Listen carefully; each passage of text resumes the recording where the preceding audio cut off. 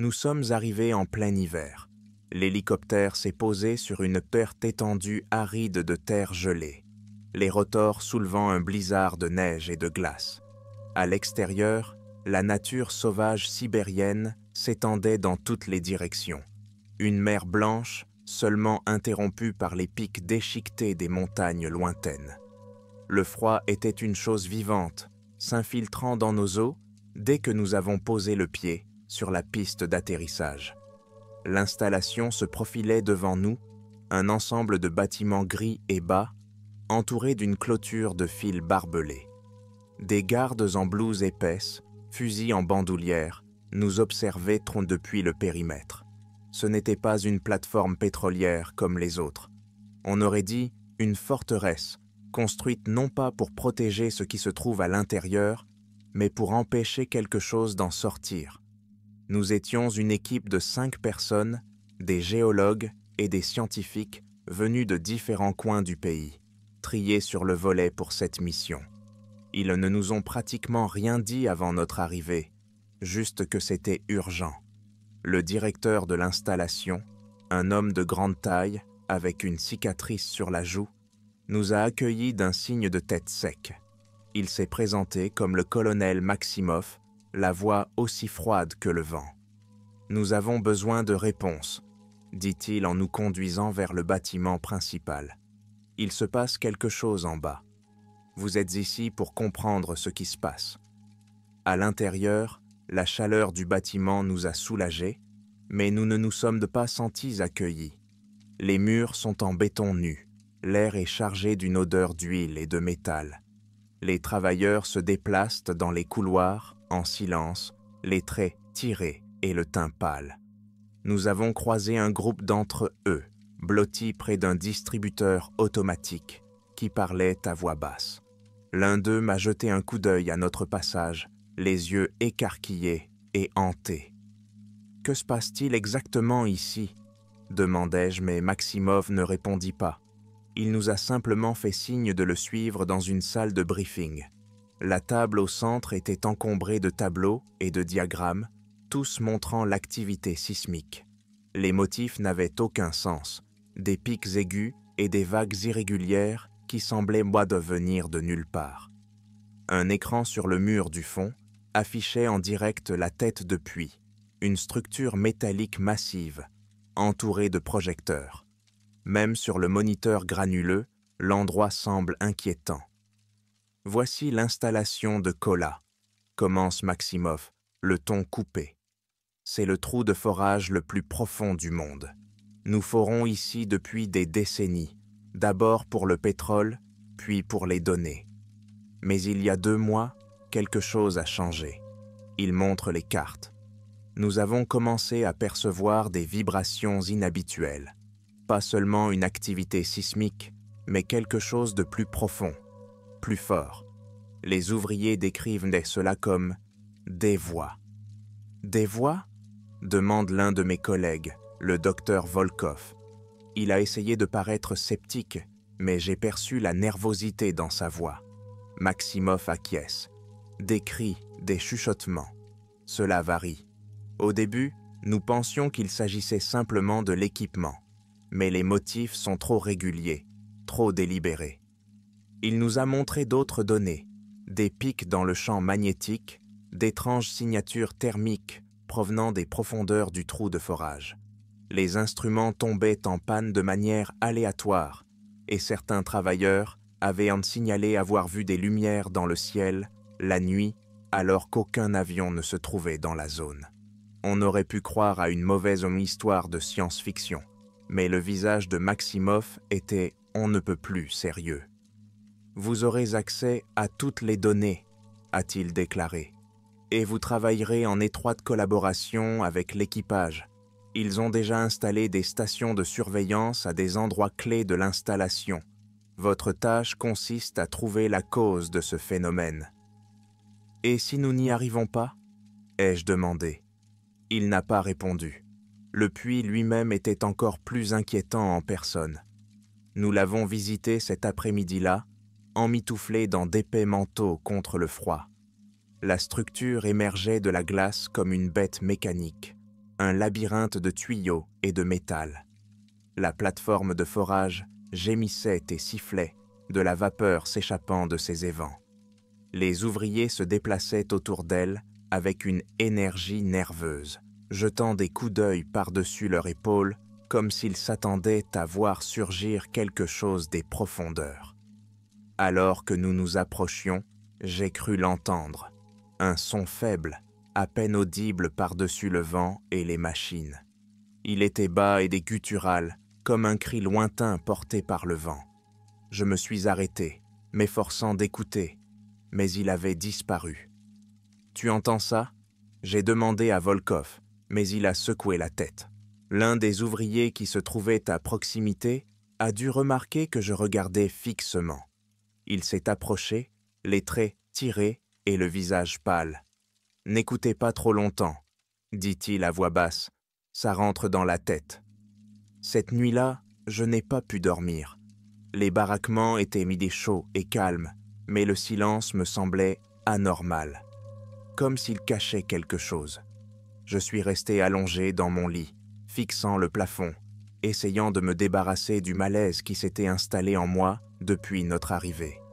Et puis, au moment où je m'assoupissais, je l'ai entendu à nouveau.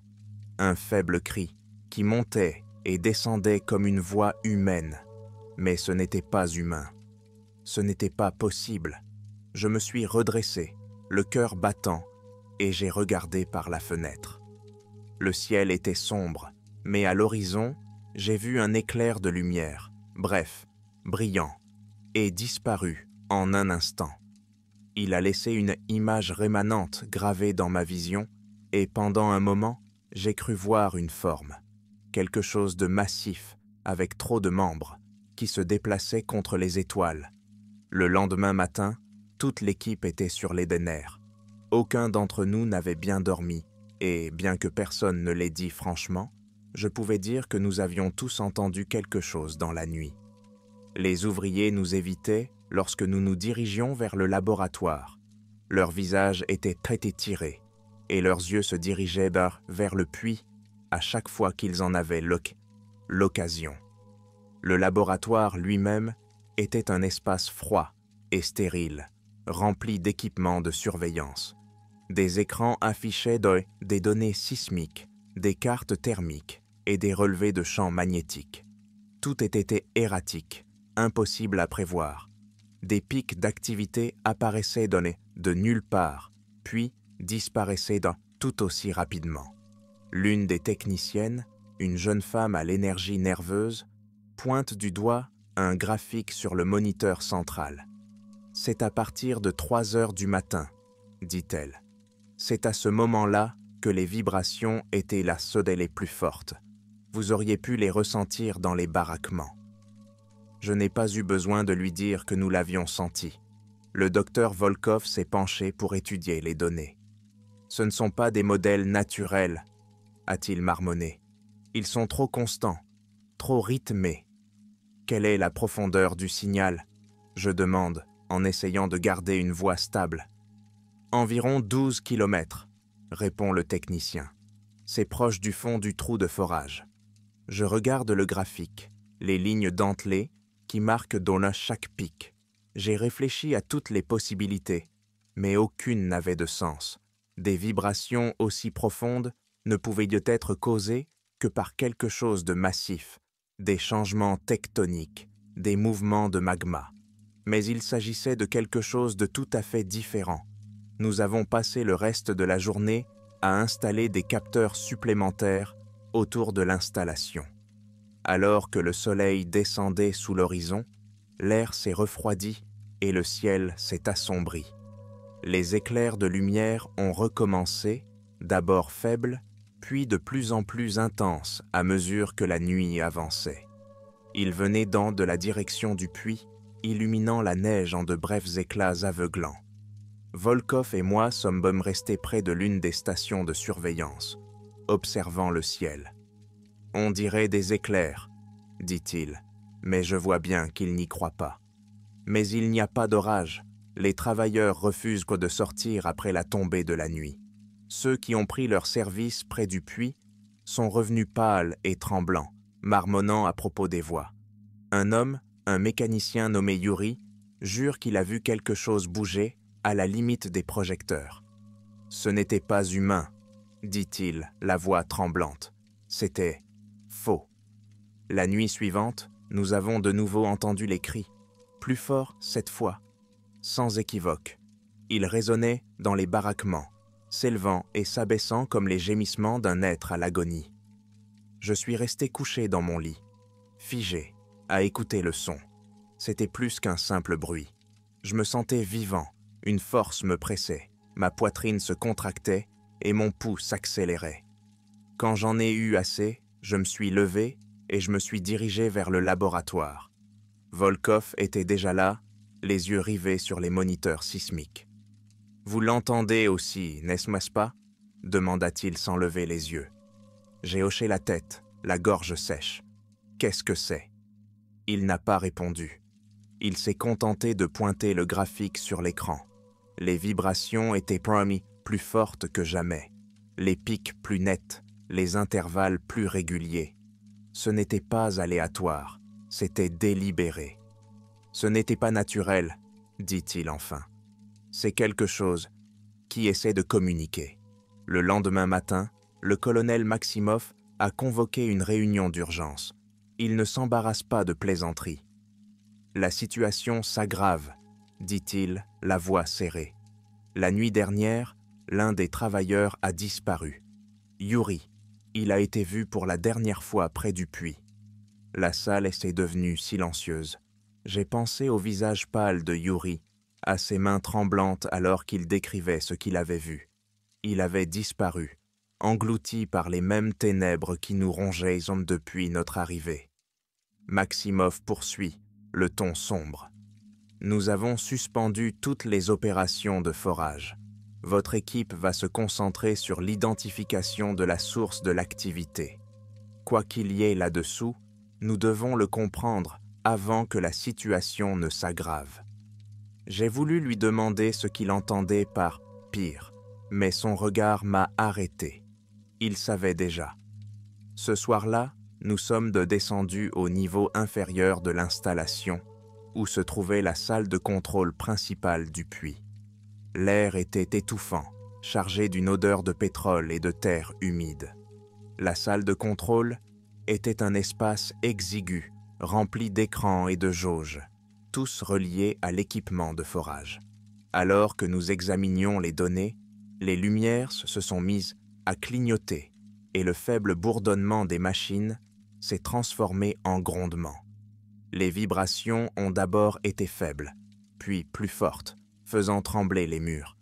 Et puis nous l'avons entendu à nouveau, le cri. Il était plus fort maintenant, plus proche, résonnant dans les tunnels comme le gémissement d'un animal blessé. Mais ce n'était pas seulement un son, c'était une présence, un poids qui pesait sur mon esprit, brouillant ma vision et dispersant mes pensées. Volkov m'a attrapé le bras, le visage pâle.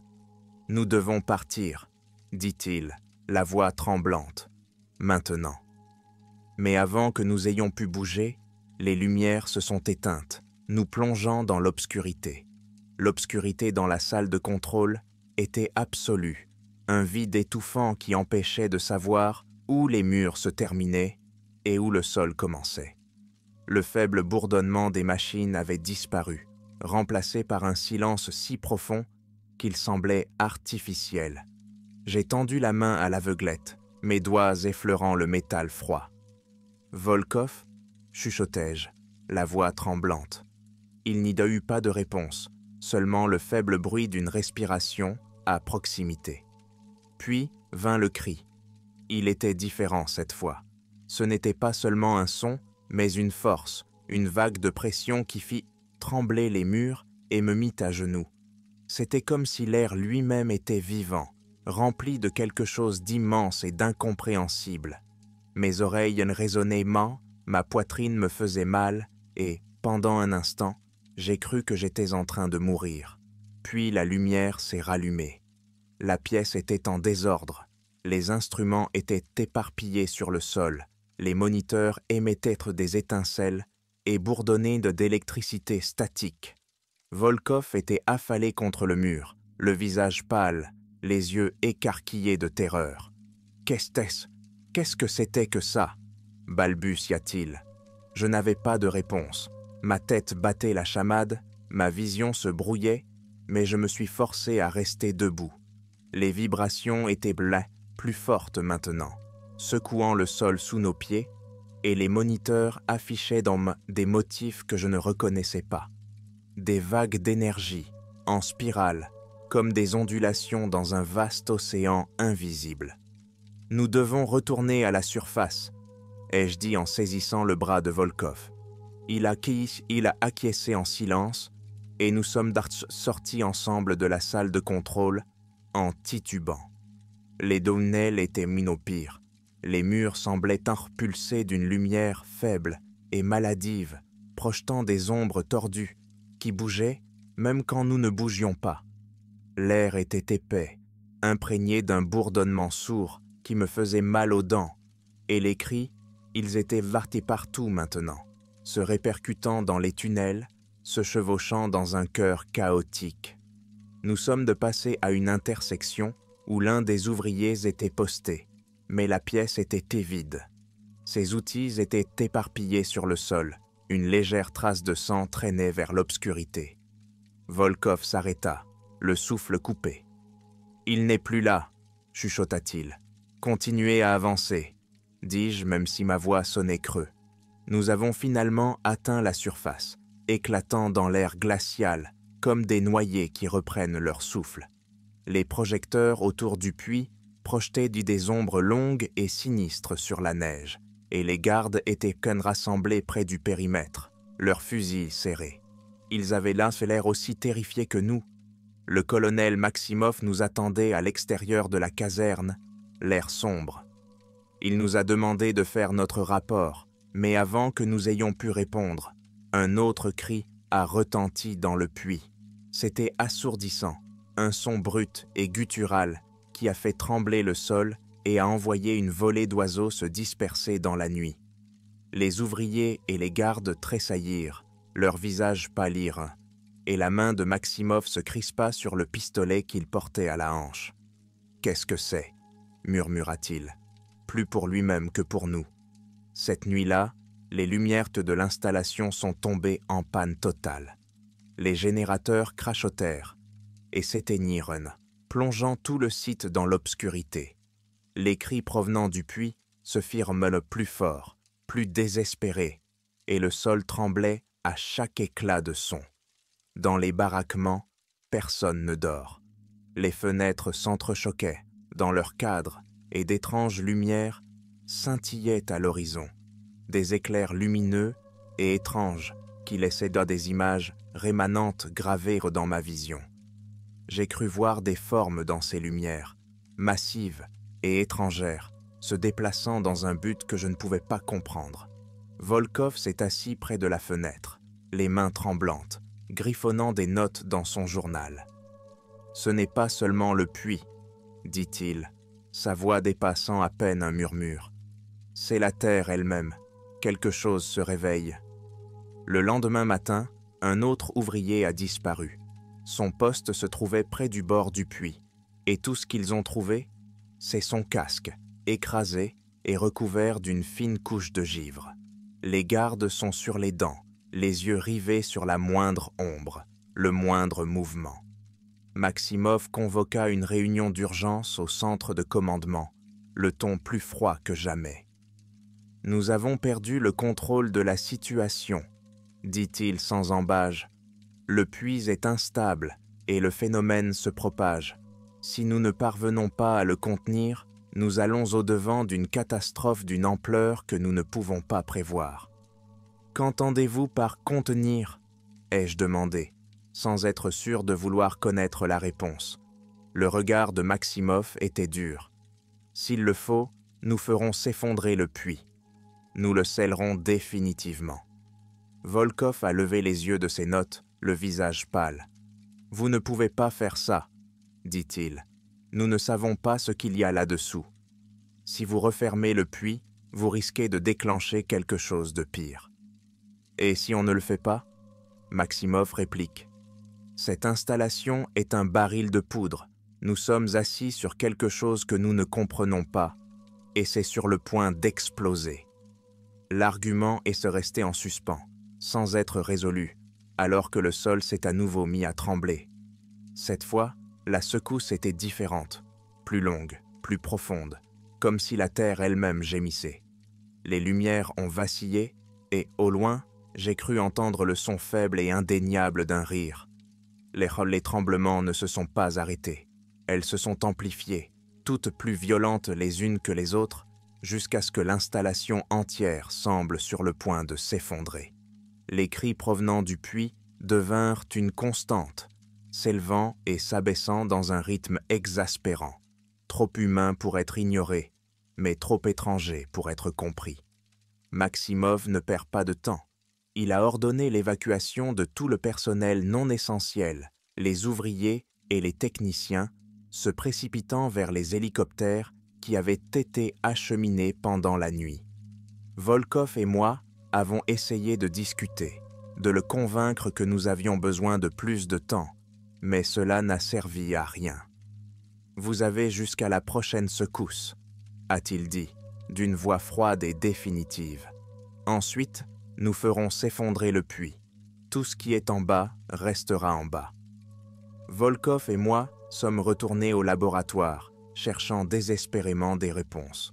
Les moniteurs indiquaient le chaos, des champs magnétiques en hausse incontrôlés, une activité sismique échappant à tout contrôle. Les lumières au-dessus du puits vacillaient violemment, projetant de longues ombres sur la neige. C'est alors que nous l'avons vu prendre forme. Au début, il était faible, à peine visible dans l'obscurité. Mais alors que les lumières vacillaient à nouveau, elle devint plus claire. Une forme massive et tordue, trop grande et trop fausse pour exister. Elle semblait surgir du puits, une masse mouvante de membres et d'ombres, dont la surface scintillait comme de l'huile au clair de lune. « Le voyez-vous » Volkov chuchota, la voix tremblante. J'ai hoché la tête, la gorge sèche. Ce n'était pas seulement une forme, elle était vivante. Nous n'avons pas attendu les ordres de Maximov. Volkov s'est emparé des derniers équipements de surveillance et nous avons couru vers le puits. Les gardes ont crié après nous, mais ils ne nous ont pas suivis. Ils ne voulaient pas s'approcher davantage. L'air près du puits était épais, imprégné d'un bourdonnement sourd qui me faisait mal aux dents. La structure elle-même gémissait sous la tension. Le métal se tordait et se déformait comme s'il était en train d'être écartelé. Et la forme, elle était plus claire maintenant, s'élevant plus haut, ses membres s'étirant vers le ciel. « Nous devons l'arrêter », dit Volkov, la voix tremblante. Il désigna le panneau de contrôle près de la tête de puits, où l'équipement de forage principal était encore actif. Si nous inversons le processus, nous pourrons peut-être fermer ce que c'est. « Et si ça ne marche pas ?» ai-je demandé, tout en connaissant déjà la réponse. « Alors on effondre le puits », a-t-il dit, en espérant que cela suffise. Volkov travailla rapidement, ses mains tremblant lorsqu'il manipulait les commandes. Les machines se mirent à rugir et les vibrations s'intensifièrent, faisant trembler le sol sous nos pieds. La forme au-dessus du puits se tordait. Ses mouvements étaient frénétiques, presque paniqués. Et puis les cris ont changé. Ce n'étaient plus seulement des cris. C'étaient des voix, claires, gutturales et pleines de rage. Elles parlaient donc dans une langue que je ne comprenais pas. Mais le sens était clair. Elles étaient en colère. Et elles étaient en train de passer. Le sol s'est fendu sous nos pieds, une énorme fissure s'étendant vers l'extérieur à partir de la tête de puits. Je trébuchais, me rattrapant de justesse, alors que le panneau de contrôle produisait des étincelles et des crachats. Volkov a crié quelque chose, mais sa voix a été noyée par le rugissement des machines et les hurlements étranges venant d'en bas. Puis, les lumières s'éteignirent. Pendant un instant, il n'y eut que l'obscurité. Le bourdonnement des machines s'estompa, remplacé par un silence assourdissant. j'ai senti un vent froid contre mon visage, et quand j'ai levé les yeux, je l'ai vue. La forme était maintenant complètement formée, dominant le puits. Elle n'avait pas de forme claire, pas de visage, mais sa présence était écrasante. Une masse d'ombre et de feu, se tordant et pulsant avec une vie qui lui était propre. Je ne pouvais plus bouger, je ne pouvais pas respirer. Et puis, il s'est approché de moi. Le cri de Volkov m'a fait sortir de mes gonds. Il se débattait avec le panneau de contrôle, essayant de le remettre en marche. « Nous devons l'effondrer !» cria-t-il, la voix remplie de désespoir. « Maintenant !» Je me dirigeais vers lui en titubant, les jambes lourdes, l'esprit embrumé par les chuchotements qui étaient revenus, plus forts et plus insistants que jamais. Il remplissait ma tête de promesses, de menaces, de visions de choses que je ne pouvais pas comprendre. Et pourtant, d'une manière ou d'une autre, j'ai atteint le panneau. Ensemble, nous avons activé la sécurité. L'explosion a été assourdissante, une explosion de lumière et de son qui a secoué le sol et envoyé une onde de choc dans l'air. La tête de puits s'est froissée comme du papier, la structure massive s'effondrant sur elle-même lorsque le sol a cédé. La forme au-dessus du puits hurla, sa voix remplie de fureur et de douleur. Puis elle disparut, avalée par la terre qui s'effondrait. Pendant un moment, le silence s'installa. L'air était calme, le ciel sombre. Puis les secousses se sont arrêtées. Volkov et moi avons regagné le périmètre en titubant, le corps meurtri, l'esprit troublé. Les gardes avaient disparu. Les hélicoptères étaient partis depuis longtemps. L'installation n'était plus qu'une ruine, le puits enterré sous des tonnes de gravats et de glace. Mais lorsque j'ai regardé les vestiges du site, je n'ai ressenti aucun soulagement. Les chuchotements avaient disparu. Les cris s'étaient tus, mais le sentiment de malaise demeurait. Nous l'avions arrêté, mais je ne pouvais me défaire de l'impression que ce n'était pas fini.